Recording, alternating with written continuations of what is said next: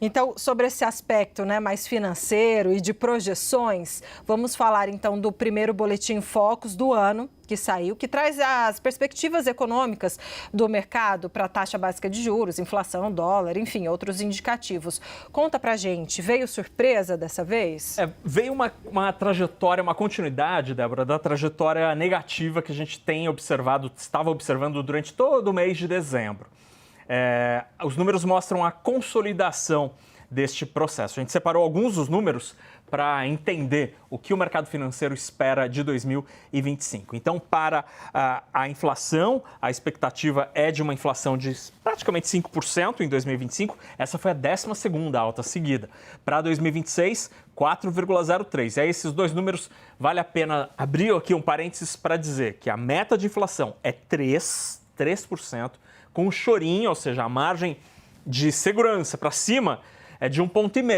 Então, uma inflação até 4,5% está dentro da meta. O que a gente vê é que em 2025, assim como em 2024, a gente deve novamente não cumprir a meta.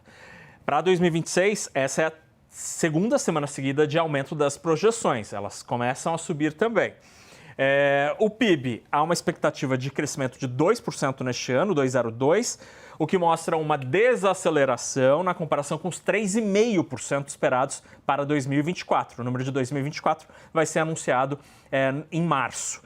São alguns meses até que o IBGE consiga concluir as contas. Só lembrando, né, Naka, que a expectativa do PIB, nesse mesmo momento, nesse mesmo janeiro, só que do ano passado, também era menor e aí acabou superando no fim do ano. Né? Isso é uma ótima lembrança. O mercado financeiro esperava exatamente na primeira pesquisa Focus de 2024 um crescimento da economia de 1,5%. E a gente termina o ano de 2024 com uma expectativa de crescimento de 3,49%. Então, erraram feio. O crescimento da economia foi basicamente 3 vezes maior do que o mercado financeiro esperava na primeira pesquisa Focus de 2024. Para o dólar, as projeções continuam subindo, 10ª semana seguida, e o mercado já espera que o dólar não volta para a casa dos R$5 no ano de 2025, só volta em 2026. E para a taxa Selic, prevê uma taxa em 15%, ou seja, com os dois aumentos de janeiro e março, e aí mais um ainda na terceira reunião deste ano.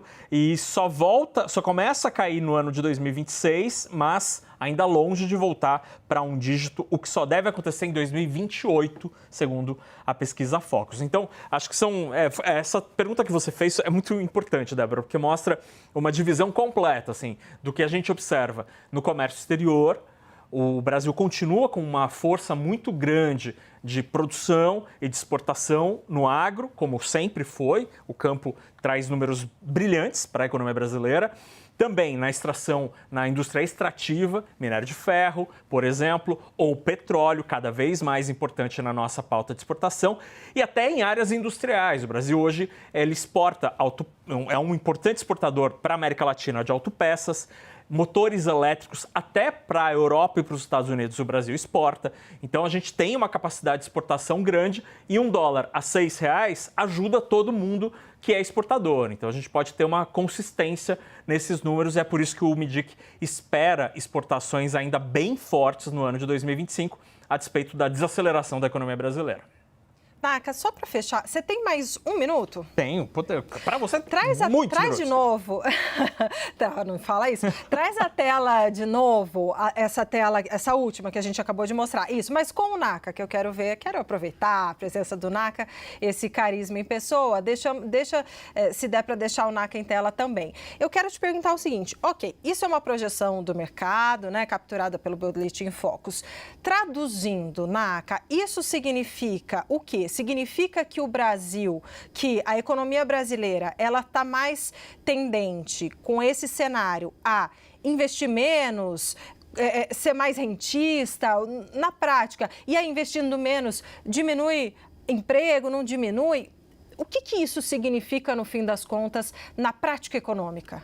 Acho que dá para a gente pensar o que aconteceu e o que deve acontecer na economia com uma palavra, confiança. Porque o que aconteceu do começo deste governo até agora é que criou-se uma expectativa de que o governo conseguiria usando um termo que a Faria Lima gosta muito, endereçar o problema das contas públicas, ou seja, resolver o problema das contas públicas. Então, criou-se essa expectativa, só que aí, com o passar do tempo, começou-se a observar que o arcabouço fiscal tinha alguns furos, por exemplo, o salário mínimo, o que foi remediado com o pacote fiscal, mas a leitura do mercado olha, existe uma regra para as contas públicas, mas o governo talvez não cumpra do jeito que estava prometendo.